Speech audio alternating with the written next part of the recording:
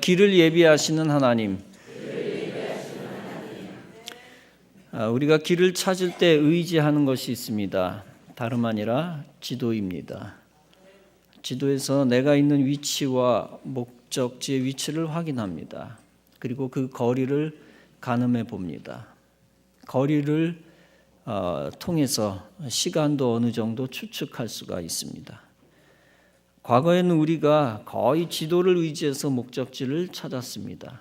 그러나 요즘은 내비게이션을 이용해 대부분 목적지를 찾습니다. 많은 사람들이 내비게이션을 바로 이용하여 바로 목적지에 가고 봅니다.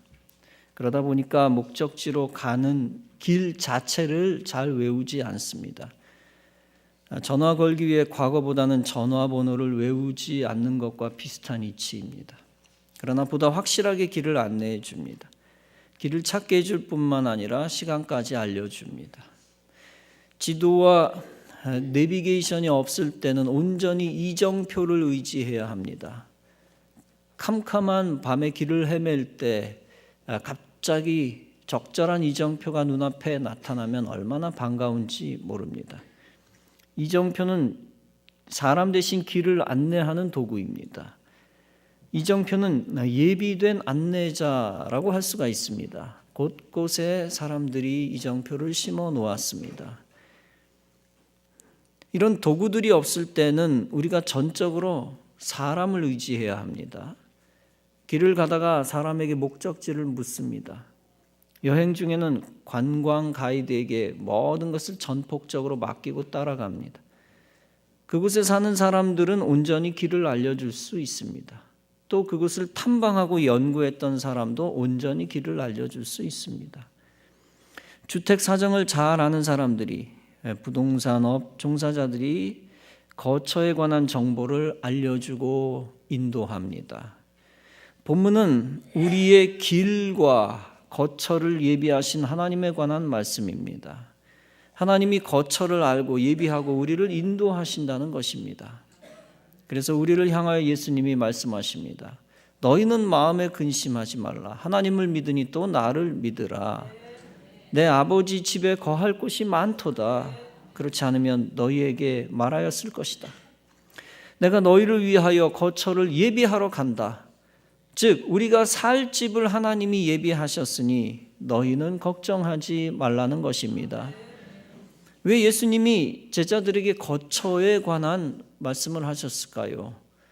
구성경에는 처소라고 표현이 되어 있는 것을 우리가 잘 알지요. 거처, 처소에 관한 말씀을 왜 하셨을까요? 그것은 예수님이 제자들을 떠나신다고 말씀하셨기 때문입니다. 그 말을 듣고 제자들이 매우 불안해했기 때문입니다. 가룟 유다가 배신할 것이라는 말씀도 한몫합니다. 또 베드로가 예수님을 부인할 것이라는 예언도 한몫합니다.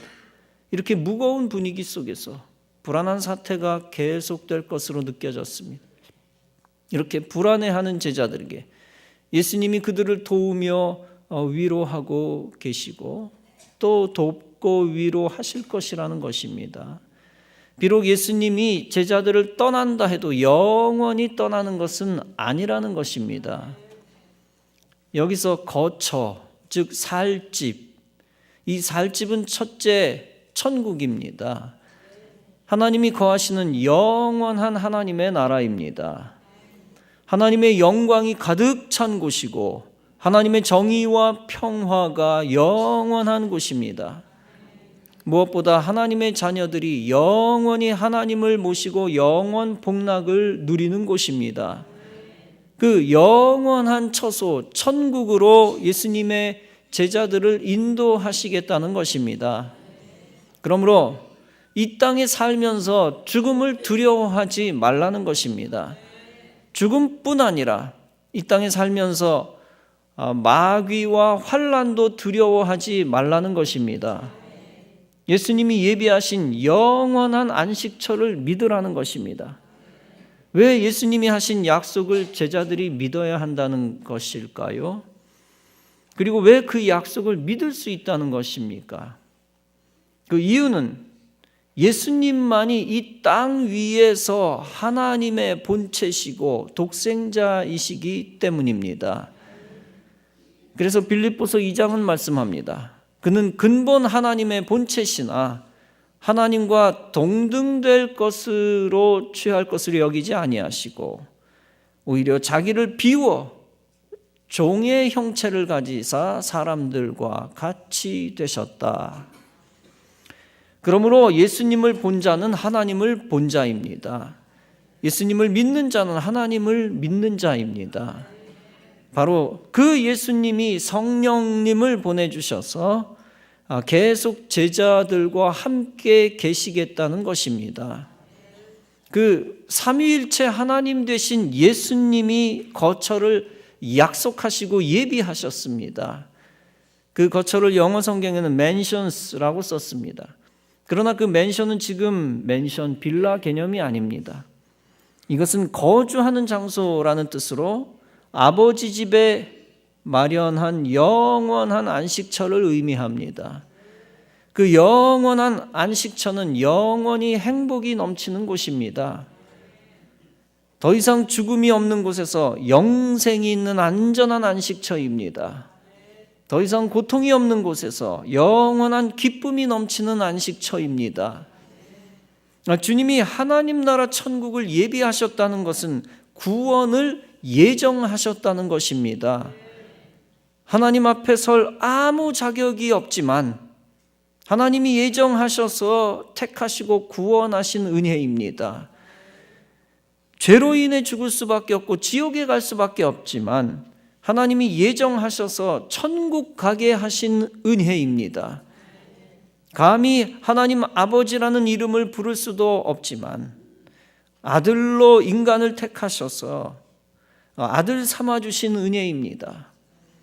그 구원으로 예정하신 은혜가 바로 천국의 거처를 예비하신 은혜인 것입니다. 그 예비하신 놀라운 은혜, 그 구원의 은총을 오늘도 노래하며 하나님께 영광 돌리시기를 바랍니다. 우리가 이 땅에 사는 동안에도 주님이 우리의 거처를 미리 만들어 놓으셨습니다. 하나님은 이스라엘 백성들을 위해 가나안 땅을 미리 예비해 놓으셨습니다. 그리고 그 예비한 곳으로 가게 하기 위해 이스라엘 백성들을 부르셨습니다. 가장 먼저 아브라함에게 명령하셨습니다. 너는 너의 고향과 친척 아비 집을 떠나 내가 네게 보여줄 땅으로 가라. 하나님이 미리 보시고 아브라함에게 지시하시고 명령하신 것입니다. 아브라함으로 큰 민족을 이루고 아브라함의 이름을 장대케 하기 위함이었습니다. 다시 말하면 이스라엘 민족을 크게 만들기 위함이었습니다. 그때 아브라함은 순종하여 자기 집을 떠났습니다. 하나님이 하나님의 거룩한 약속을 지키신다는 것을 믿었기 때문입니다. 하나님은 또한 요셉을 큰 사람으로 만드시기 원하셨습니다. 그래서 하나님은 요셉의 거처를 애굽 왕궁으로 예비하셨습니다. 그러나 요셉이 바로 애굽 왕궁으로 이사한 것은 아닙니다. 이사 갈 수 없습니다. 비자도 없고 남의 나라 왕궁으로 들어간다는 것은 불가능합니다. 요셉 자신도 하나님의 명령을 따로 받지는 않았습니다. 그러나 요셉의 거처를 애굽으로 정하신 것은 하나님의 뜻이었습니다. 그 이동을 위해 하나님이 요셉을 애굽으로 팔려가게 하신 것입니다. 먼저 보디발의 집을 요셉의 거처로 예비하셨습니다. 그 후 애굽 왕궁을 요셉의 거처로 또한 예비하셨습니다. 그 전에 요셉을 감옥에 먼저 넣으시고 다시 감옥에서 꺼내셨습니다. 그 과정을 통하여 요셉은 하나님이 정하신 거처로 이동한 것입니다. 그리고 그 왕궁에서 애굽의 총리로서 하나님의 뜻을 이루었습니다. 그런데 왕궁이라 할지라도 하나님이 복을 주셔야 복된 삶을 살게 되는 것입니다. 아무리 왕궁에 들어가 산다 할지라도 하나님이 복을 주시지 않으면 아무 소용이 없습니다. 수많은 이스라엘 왕들이 왕궁에 들어가 살았지만 하나님을 거역하고 저주했습니다. 하나님의 저주를 받았습니다. 사울 왕은 최초의 이스라엘 왕이었지만 그는 하나님께 버림받았습니다. 결국 비참하게 전쟁터에서 죽임을 당했습니다. 하나님이 복을 주셔야 그 거처도 복이 되는 것입니다. 최고의 자리에 올라가 최고의 거처에서 거한다고 해서 축복은 아닌 것입니다. 도리어 그것 때문에 저주를 받을 수도 있는 것입니다. 하나님이 모세의 거처를 역시 애굽 왕궁으로 정하셨습니다. 그리고 모세를 애굽에서 훈련받게 하셨습니다. 그런데 모세가 애굽 왕궁에서 영원히 사는 것이 하나님의 뜻은 아니었습니다. 하나님의 뜻은 모세가 애굽 왕궁에서 쫓겨나는 것이었습니다. 모세의 새로운 거처는 광야 장인 이드로의 집이었습니다. 어떻게 하나님이 모세의 새로운 거처를 비참한 광야로 정하셨을까요? 그것은 하나님이 모세를 통하여 이스라엘 백성들을 해방시키기 위해서였습니다. 그 어마어마한 사명 때문에 하나님이 거처를 옮기신 것입니다. 때로는 우리가 하나님을 의심할 때가 있습니다. 하나님, 왜 과거보다 새로 이동한 거처가 신통치 않나요? 때로는 몰락한 것과 같은 느낌을 받아 하나님이 멀리 떠나셨나 의심합니다. 그러나 모세를 위대한 인물로 만드시기 위해 위대한 해방 사명을 주시기 위한 하나님의 마음을 헤아려야 합니다. 이 시대에도 때로는 광야에 던져지고 버려진 느낌을 받을 때도 있습니다. 그러나 끝까지 하나님이 나에게 사명 주셨다, 또 사명 주신다는 믿음을 의심하지 말아야 합니다. 때로는 거처가 추락한 것 같아도 사명을 믿고 충성하면 하나님이 버리시지 않습니다. 다시 회복의 은총을 주시고 다시 더 복된 거처를 예비하고 주십니다. 그리고 더 크고 위대한 사명을 맡겨주시고 여러분을 통하여 영광을 하나님이 받으십니다. 사명을 저버리고 내 마음대로 가면 안 됩니다. 항상 주님의 뜻을 기억해야 합니다. 요나는 하나님의 사명을 받아 니느웨로 가라는 명령을 받았습니다. 그러나 요나는 인간의 생각이 앞섰습니다. 왜 내가 저 멸망당해야 할 니느웨로 가야 된단 말이냐? 내가 왜 거기 가서 전도해야 되냐? 나는 하나님의 뜻이 마음에 들지 않는다. 다시스라는 곳으로 가야 되겠다. 그러나 잘 아신 대로 요나는 어떻게 되었습니까? 다시스로 가는 배에서 풍랑을 만나 바다에 던져졌습니다. 그곳에서 큰 고기에 삼켜져 그 후 회개하고 다시 구출받아 니느웨로 갔습니다. 니느웨에서 그 백성들을 회개시키는 놀라운 사명을 비로소 감당하게 됩니다. 하나님이 우리의 거처와 사명지를 우리 예광교회로 보내신 것을 믿으시기 바랍니다. 우리 예광교회에서 교회를 통해 주어진 사명을 여러분이 순종하며 잘 감당하시기 바랍니다. 사명 붙든 자들은 절대 우리 교회를 떠나지 말아야 합니다. 그 사명을 일생 붙들어 하나님 정해주신 우리 교회에서 신앙생활 잘하고 사명 잘 감당하시기 바랍니다. 그러면 아브라함과 요셉과 모세와 같이 그들에게 함께 하셨던 하나님이 복을 주실 줄로 믿습니다. 여러분을 통해 교회가 부흥하면 우리 교회를 통해 교단도 살아나게 될 줄로 믿습니다. 더 나아가 우리 교회를 통하여 나라도 살고 남북 통일도 복음으로 되어질 줄로 믿습니다. 그 위대한 사명을 하나님이 이루시기 위해 우리 교회의 새 거처를 예비하셨습니다. 아랑연립터 제2성전 자리를 원로 목사님을 통하여 20여 년 전부터 마련해 나가셨습니다. 준비시키셨습니다. 이제 원로 목사님을 하나님이 부르시고 저와 여러분에게 사명을 맡기셨습니다. 하나님이 예비하신 영적 가나안 땅에 성전 이전 건축하는 것이 하나님의 뜻인 줄로 믿습니다. 오직 하나님의 마음을 헤아려 하나님의 거처로 이동시켜 하나님의 마음을 흡족해 해드려야 할 것입니다. 그 거룩한 사명을 위해 하나님이 여러분을 이곳에 살게 하셨고 하나로 모으셨습니다. 주님의 뜻을 따라 더욱 교회 중심으로 우리는 충성을 다해야 합니다. 부르신 뜻에 합당하게, 모아주신 뜻에 합당하게 사명 붙들고 나아가야 합니다. 그러면 하나님이 영적 가나안 땅으로 옮겨진 우리의 광 성도들을 더욱 축복해 주실 것입니다. 하나님이 룻의 거처를 베들레헴으로 예비하셨습니다. 그런데 시어머니 나오미와 아들들 때문에 모압으로 이주했습니다. 그곳에서 시아버지와 남편의 형제들을 다 잃어버렸습니다. 다 죽었습니다. 시어머니 나오미가 하나님의 뜻을 따라 다시 베들레헴으로 이주합니다. 다른 며느리들은 시어머니와 헤어졌지만 룻은 효심을 갖고 끝까지 시어머니를 따라갑니다. 이제 하나님이 예비하신 베들레헴에 오니까 하나님의 복이 임하기 시작합니다. 그곳에서 보아스를 만나는 축복을 얻고 그와 가까워집니다. 결국 하나님의 섭리 속에서 보아스와 결혼을 하고 오벳을 낳습니다. 그 오벳의 아들은 이새요, 이새의 아들은 다윗입니다. 결국 다윗의 혈통을 따라 메시아 예수 그리스도가 나셨습니다. 이로써 보잘것없어 보였던 룻은 메시아의 계보를 잇는 영원한 축복을 얻게 되어진 것입니다.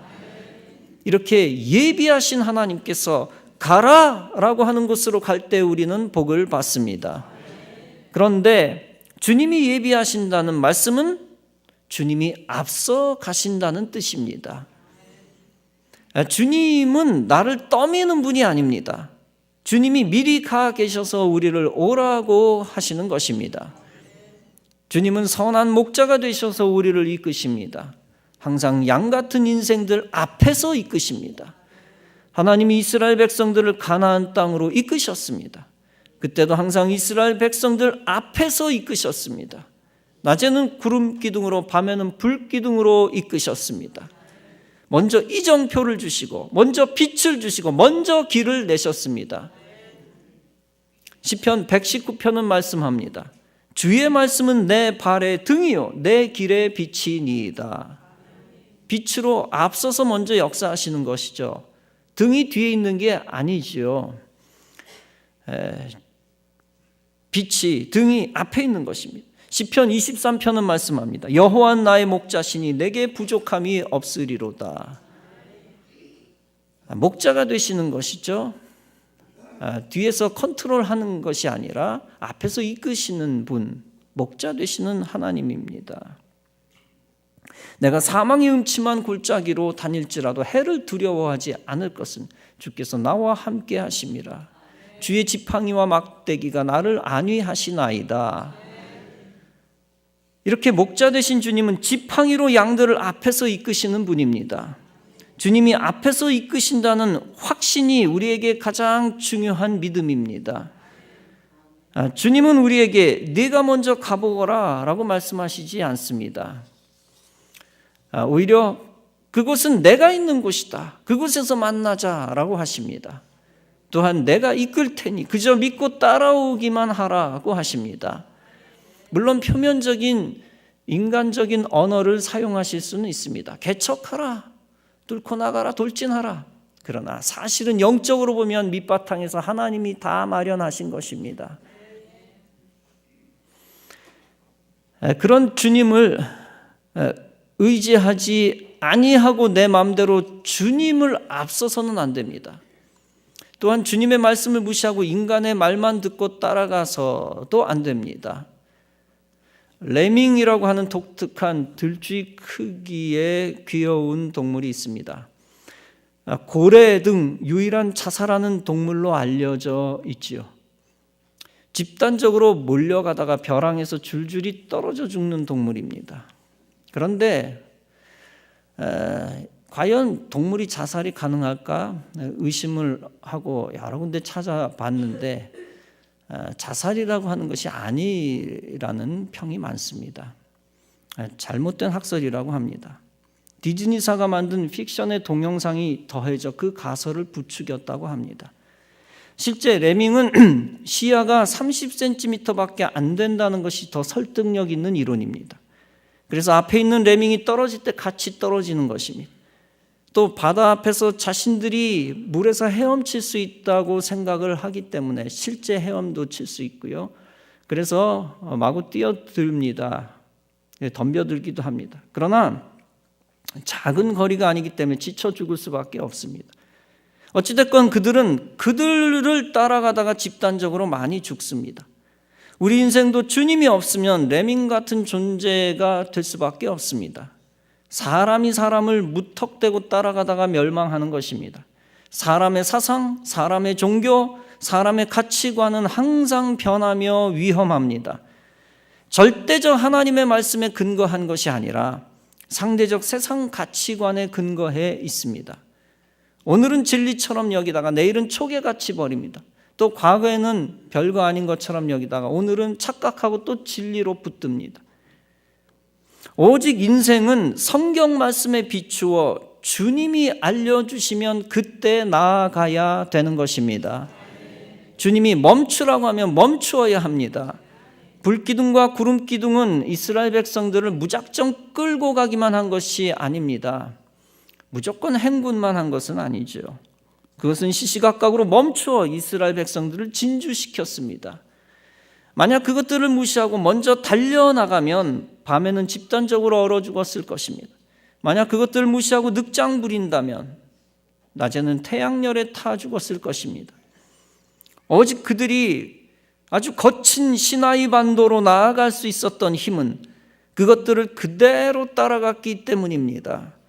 다시 말하면 주님이 이끄시는 대로 나아갔기 때문입니다. 여러분들도 매 순간순간 하나님이 이끄시는 대로 나아가 승리하시기를 바랍니다. 출애굽한 이스라엘 백성들이 거대한 목표를 가졌습니다. 가나안 땅이라는 목표를 가졌습니다. 그러나 광야로 진출하고 광야길을 행할 때는 매 순간순간 하나님의 인도하심을 받았습니다. 수백 킬로미터 앞에 있는 마지막 목적지로 나아갈 때 한 걸음 한 걸음 지시를 받은 것입니다. 그러므로 중요한 것은 매일매일 하나님의 인도하심을 의지하며 나아가야 한다는 것입니다. 특별 새벽 기도회가 끝났다고 내 힘으로 살려 하십니까?